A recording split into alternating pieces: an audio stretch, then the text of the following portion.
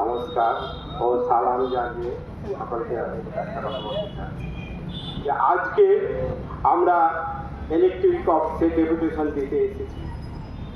Deputation যেটা main উদ্দেশ্য আমাদের 200 ইউনিট ফ্রি, কিন্তু আপনারা হয়তো জানেন না বিভিন্ন রাজ্যে আজকে পশ্চিমবঙ্গে কিছুদিন আগে 8 টাকা ইউনিট ছিল, আজকে 9 টাকা ইউনিটে পরিণত হয়েছে। কিন্তু আপনারা সকলে জানেন ভারতবর্ষে বিভিন্ন রাজ্যে, কেরালা হোক, আসাম, গুয়াহাটি, এদিকে আপনার ঝাড়খণ্ড, এদিকে আপনার হরিয়ানা, অন্ধ্রপ্রদেশ, বিভিন্ন রাজ্যে কিন্তু কোনো রাজ্যে 3 টাকা, কোনো রাজ্যে 4 টাকা, হাইস কিন্তু 5 টাকা।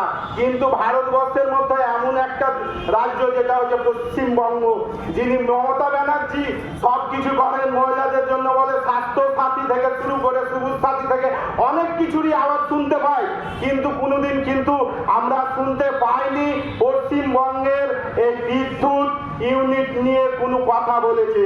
কেন আজকে ভারতবর্ষে সব জায়গায়, কেরালাতে যদি থাকে 3 টাকা, কেন পশ্চিমবঙ্গে 9 টাকা ইউনিট হবে? আজকে কেরালায় যদি 3 টাকা থাকে, আসামে যদি 4 টাকা থাকে, তো পশ্চিমবঙ্গে কেন 9 টাকা হবে? বিভিন্ন রাজ্যে যে অনুযায়ী ইউনিট হবে, আমাদের পশ্চিমবঙ্গেও তার অনুপাতে ইউনিট হবে। কেন পশ্চিমবঙ্গ খালি বহন করবে? পশ্চিমবঙ্গের জনগণের কাছে কি টাকার গাছ লাগা আছে যে গাছ ঝিকরালি টাকা পড়ে যে পশ্চিমবঙ্গকে 9 টাকা ইউনিট দিতে হবে আর পশ্চিমবঙ্গের ইউনিট বেড়ে চলবে, আর রাজ্যে বিভিন্ন জায়গা যে পরিমাণে ইউনিট আছে সেটাই থাকবে? আবার কিছুদিন আগে ঘোষণা হলো, আমরা দেখলাম সামান্য একটা ছোট্ট রাজ্য ঝাড়খণ্ড, সেখানে কিন্তু 200 ইউনিট ফ্রি দিয়েছে। একটা ছোট্ট রাজ্য যদি ফ্রি ইউনিট ঘোষণা করতে পারে 200 ইউনিট, তা আমাদের মমতা ব্যানার্জি কেন 200 ইউনিট ফ্রি ঘোষণা করতে পারবেন না? আমাদের পার্শ্ববর্তী একজন আছেন, আমাদের আখরুল জামাল, ইলেকট্রিক প্রতিমন্ত্রী, তিনি আজকাল দেখতে পাচ্ছি যুবকদের ফুটবল খেলাধুলা নিয়ে মেতে আছে, ভালো কথা, যুবকদেরকে উৎসাহ দিচ্ছে, ভালো কথা। তিনাকে বলি যে আপনি এদিকে লক্ষ্য রাখুন, আপনি পশ্চিমবঙ্গের প্রতিমন্ত্রী বিদ্যুৎ দপ্তরের, আপনাকে লক্ষ্য রাখতে হবে যে আমাদের পশ্চিমবঙ্গে শুধু সব থেকে বেশি ইউনিট লাগে, আর কোন রাজ্যে ইউনিট লাগে না। তো আপনাকে চারিদিকে দেখতে হবে, আপনি খালি ওই খেলাধুলা কম্বল বিতরণ করলে হবে না, আপনাকে সব দিকে দেখতে হবে, ফলো করতে হবে। আর আপনাদেরকে বলি যে দেখবেন আমাদের প্রতি কিষান, যারা কিষান আছে, যারা রাজমিস্ত্রি কাজ করে, তাদের বিল দিতে যদি কিছুদিন দেরি হয়, তো হট করে যে মিটার ইলেকট্রিক অফিস থেকে যে মিটার কেটে দিয়ে চলে আসে। আর আমাদের দেখবো যে যারা রানিং পার্টি টিএমসি নেতারা আছে, তাদের বাড়িতে 3 মাস অব্দি বিল দেওয়া হয়নি, তবুও কোনো অ্যাকশন নাই, তবুও তারা মিটার খুলাচ্ছে, তার বাড়িতে এলসিডি চলছে, টিভি চলছে, তারা এসি চালাচ্ছে, আরাম করে বসে থাকছে।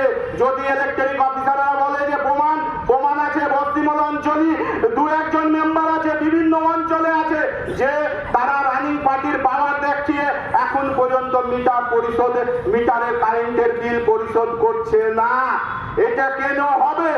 আর আমরা যারা জাতীয় কংগ্রেস করছি, আমরা আমাদের স্বার্থের জন্য আসিনি, আমরা এসছি জনগণের স্বার্থে। আজকে যে আমরা ইলেকট্রিক অফিসে ডেপুটেশন দিতে এসছি জনগণের স্বার্থে, আমরা লুটপাট করতে আসিনি, আমরা লুটপাটের রাজনীতি করি না, আমরা জনগণের জন্য রাজনীতি করি, যেন জনগণ পায়, আর তাকে পাইয়ে দেওয়ার জন্য আমরা রাজনীতি করি। আমরা পাওয়ার দেখাই না, পাওয়ার দেখিয়ে মিটারের বিল আটকে রাখি না। মিটারের বিল কয় টাকা আছে?